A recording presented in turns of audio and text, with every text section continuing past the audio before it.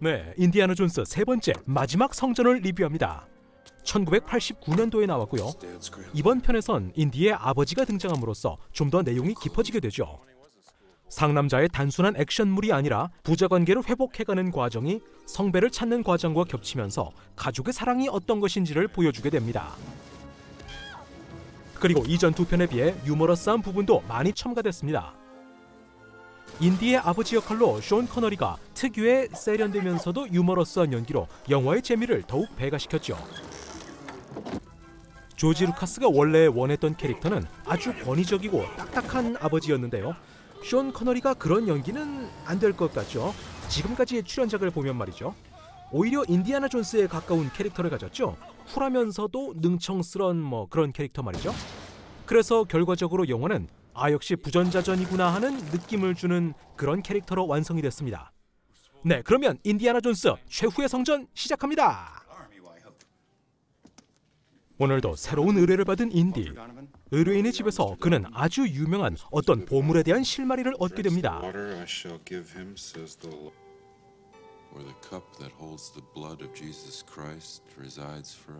그렇습니다. 석판의 내용은 바로 성배에 대한 것이었죠. 전해지는 바에 따르면 석판은 의도적으로 반으로 나뉘어진 것이고 나머지 반쪽은 비밀을 알고 있던 기사의 무덤에 있을 거라는 것입니다.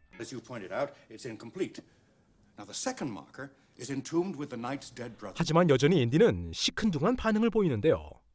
그러자 의뢰인은 강력한 동기부여를 해줍니다. Don't you try my father. We already have. Your father is the man who's disappeared. 실종자는 바로 자신의 아버지였던 거죠. 아버지 역시 평생 성배를 연구해온 고고학자였던 겁니다. 그리고 인디는 아버지가 실종 전에 남긴 성배에 대한 일지를 얻게 되고 드디어 또 한 번의 모험을 시작합니다. 여기는 베니스. 아버지와 함께 연구를 해왔다는 슈나이더 박사를 만나야 되는데요. 딱 봐도 배신자 포스를 풍기는 슈나이더 박사. 너무 금발에 각지고 날카로운 얼굴인데요. 어쨌든 아버지의 연구를 쫓아 도서관에 들어가게 됩니다. 이곳이 바로 석판의 나머지 부분이 있다는 곳이죠. 물론 지상이 아니라 지하에 말이죠.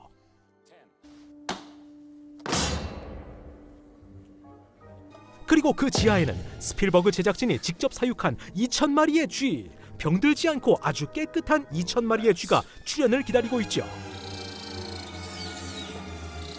뱀과 곤충에 이어지는 스필버그의 배우 괴롭히기.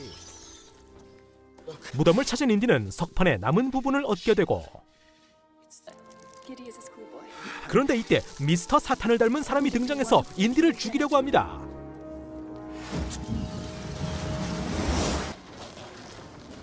방금 찾은 유물을 파괴하고 목숨을 구하는 인디. 그런데 알고 보니 미스터 사탄은 악당이 아니었습니다. 그는 성배를 지키는 십자도 형제단의 단원이었던 것이죠. 오스트리아의 어느 성에 도착한 인디. 인디가 알고 온 건지는 모르겠지만 사실 그곳은 나치의 기지였죠. 그리고 이곳에 아버지가 잡혀있기도 하고요. 여기저기 둘러보다 느낌이 오는 방 하나를 살펴보기 위해 가장 소란스러운 방법을 쓰는 인디. 이렇게 아버지를 만나게 되고 하지만 어느새 인질로 잡혀버린 여자. 아버지는 이 여자가 나치니까 믿지 말라고 하고 아버지는 나이에 비해 그녀를 아주 잘 알고 있었던 것이죠.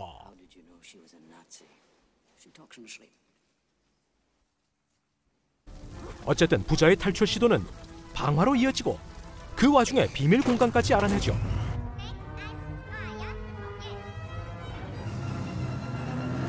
그리고 이어지는 오토바이 추격신.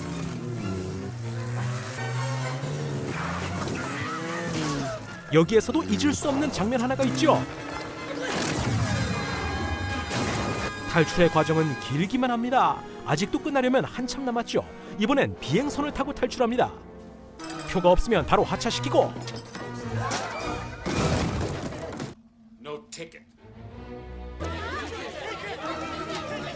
하지만 이미 독일군에게 들킨 상황.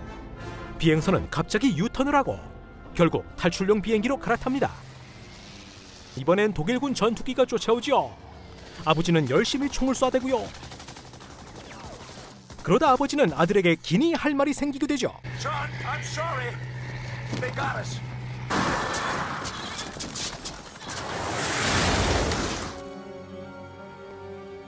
자, 이제 성배가 숨겨진 장소에 도착했습니다. 촬영 장소는 요르단의 페트라인데요. 언제 어디서든 항상 들키고 잡히는 인디의 일행, 이번에도 예외는 없습니다. 하지만 이번엔 아버지가 함께하고 있죠. But I want the Grail itself. 이제 인디는 아버지를 구하기 위해 반드시 성배를 찾아와야 합니다. 첫 번째 함정으로 진입하는 인디. 힌트는 회개하는 자만이 통과하리라인데요. 회개를 하려면 무릎을 꿇어야겠죠. 엄청 빠르게 회개를 하고 인디는 두 번째 함정에 도전합니다. 두 번째 함정은 죽음의 낱말 맞추기.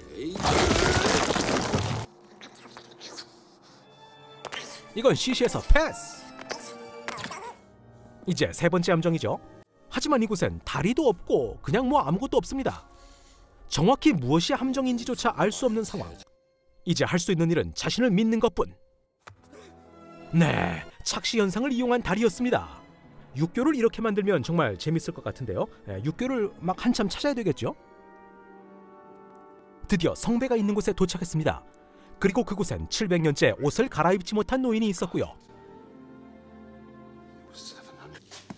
한편 악당들도 성배가 있는 곳에 도착합니다. 그리고 세 번째 시험을 직접 치르게 되죠. 바로 진짜 성배를 찾는 겁니다. 화려하게 반짝이는 잔들이 사람을 유혹하는데요. 그렇습니다. 할아버지는 이 테스트를 위해서 700년 동안 수많은 잔을 닦고 또 닦아왔던 겁니다. I have no idea what it looks like. 결정장애를 가진 두목을 위해 대신 골라주는 슈나이더 박사. 자, 이제 마셔보는데요. 아, 네, 이런! 그가 마신 성배는 영생을 주는 것이 아니라 발모 효과가 있는 것이었죠. 두목은 죽게 되고 사이는 급속 발모로 인한 영양실조.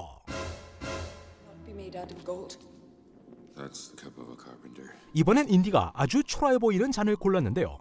확인해보는 방법은 하나, 마셔보는 거죠. 인디는 올바른 선택을 했고 할아버지는 영생시 주의사항을 알려줍니다. 입구 바닥에 있는 원형 문양을 넘지 말아야 효과가 지속된다는 것이죠. 이렇게 아버지를 치료하고 이제 집에 돌아갈 일만 남았는데요. 여자는 차마 성배를 두고 갈 수가 없습니다. 그래서 그만 원형 경계를 넘고 말죠. 경계를 넘자 무너져 내리기 시작합니다. 그리고 여자는 마지막 순간까지도 욕심을 버리지 못했죠. 그리고 뒤이어 인디도 똑같은 상황에 처하게 됩니다. 팔이 좀 더 길었던 인디는 좀 더 욕심을 부려보는데요. 하지만 아버지의 설득으로 포기하죠.